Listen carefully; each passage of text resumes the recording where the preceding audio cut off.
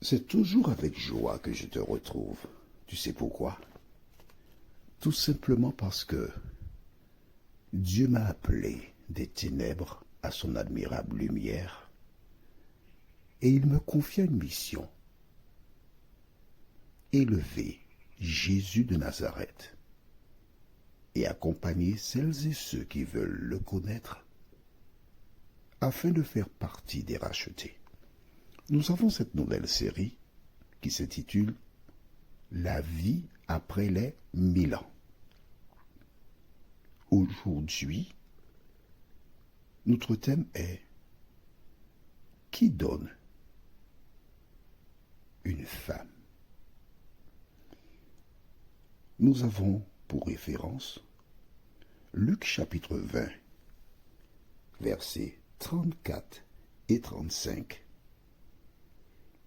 Ensuite, Genèse 2, versets 18 à 24. Luc chapitre 20, versets 34 et 35. Genèse 2, versets 18 à 24. Et finalement, Genèse 24, versets 1 à 7. Genèse 24, versets 1 à 7. Avant d'aborder ce thème, recherchons notre instructeur. Prions. Notre Seigneur, notre Dieu, nous revenons vers toi.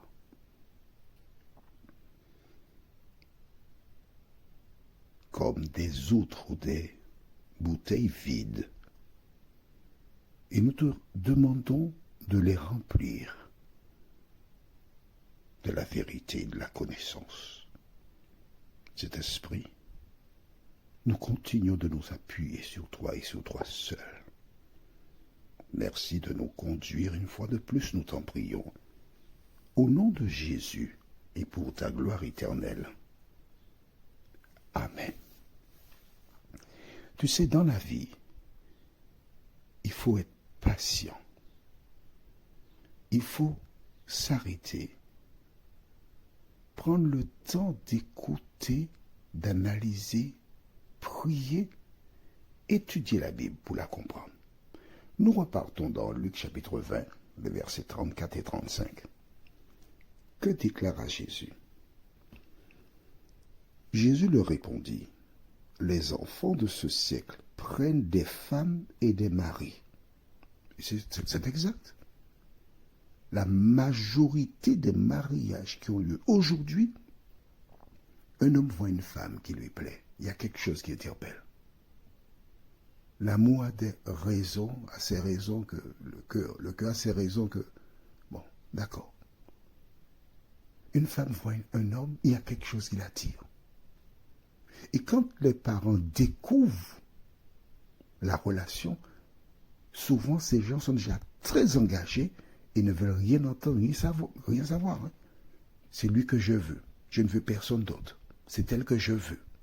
Et les parents sont mis devant des faits accomplis. C'est ce que dit la Bible. Verset 34, Jésus leur répondit, « Les enfants de ce siècle prennent des femmes et des maris. » Verset 35, « Mais ceux qui seront trouvés dignes d'avoir part au siècle à venir et à la résurrection des morts ne prendront ni femme ni mari. » Qu'est-ce que ça veut dire? Le procédé que les humains utilisent aujourd'hui est en opposition avec le procédé de Dieu. C'est aussi simple que cela. Je reprends pour toi? D'accord. Le procédé que nous connaissons, le modèle qui est suivi aujourd'hui, ce modèle-là est en opposition avec celui de Dieu. Combien de personnes, soyons sérieux, toi et moi, d'accord? Combien de personnes jeunes ont fait des choix et après quelque temps réalisent qu'elles se sont plantées? Pourquoi? Parce qu'elles faisaient un projet qui était opposé à celui de Dieu. Quel est le projet de Dieu? Quelle est la marche à suivre? Allons au livre de Genèse, chapitre 2. Genèse 2. Alors, nous allons gagner du temps.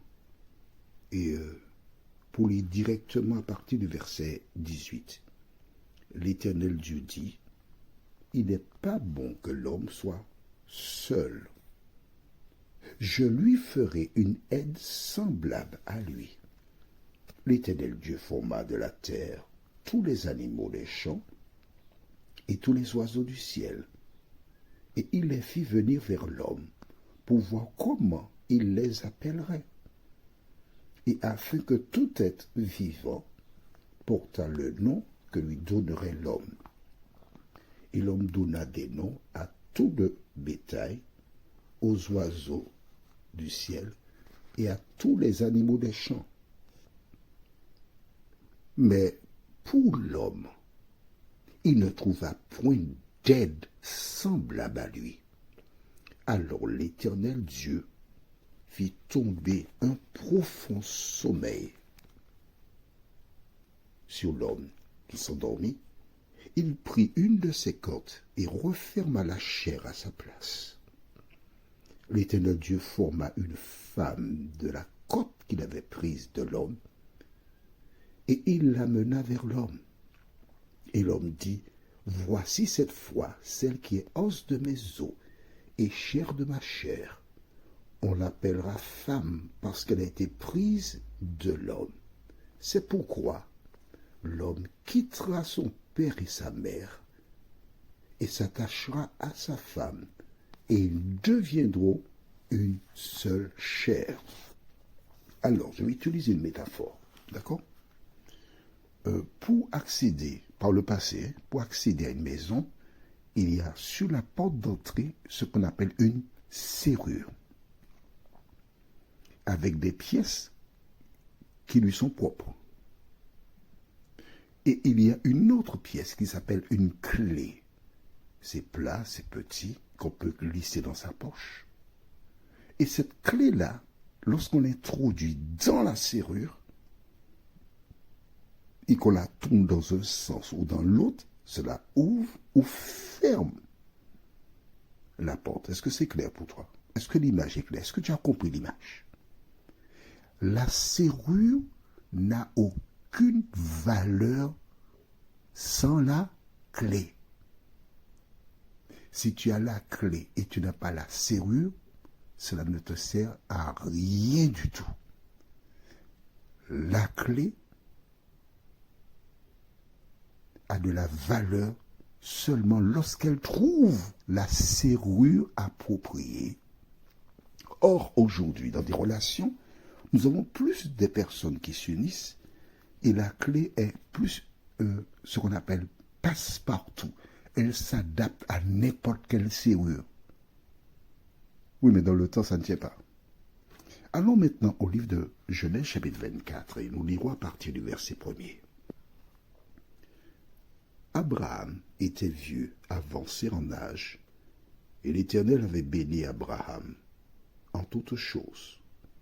Abraham dit à son serviteur, le plus ancien de sa maison, l'intendant de tous ses biens, mais je te prie ta main sous ma cuisse, et je te ferai jurer par l'Éternel, le Dieu du ciel et le Dieu de la terre, de ne pas prendre pour mon fils une femme parmi les filles des Cananéens, au milieu desquelles j'habite, mais d'aller dans mon pays et dans ma patrie, prendre une femme pour mon fils Isaac. Le serviteur lui répondit, peut-être la femme ne voudra-t-elle pas me suivre dans ce pays, si devrais-je mener ton fils dans le pays d'où tu es sorti? Abraham lui dit, garde-toi d'y mener mon fils. L'Éternel, le Dieu du ciel, qui m'a fait sortir de la maison de mon père et de ma patrie, qui m'a parlé et qui m'a juré en disant, je donnerai ce pays à ta postérité. Lui-même enverra son ange devant toi, et c'est de là que tu prendras une femme pour mon fils. premier exemple de mariage. C'est Dieu qui donne Ève à Adam. On est d'accord? Bien. Des siècles plus tard,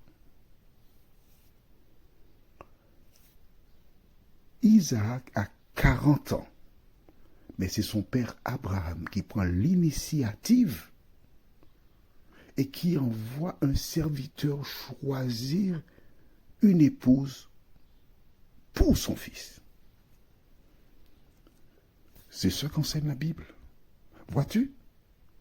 À la création, c'est Dieu qui a donné Ève à Adam.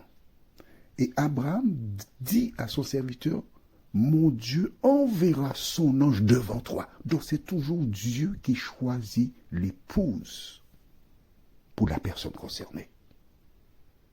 C'est ce que Jésus a dit quand il déclare sur la nouvelle terre, les hommes ne prendront pas de femmes, les femmes ne prendront pas de mari, et ainsi de suite. Non, c'est Dieu qui donne. Rappelle-toi.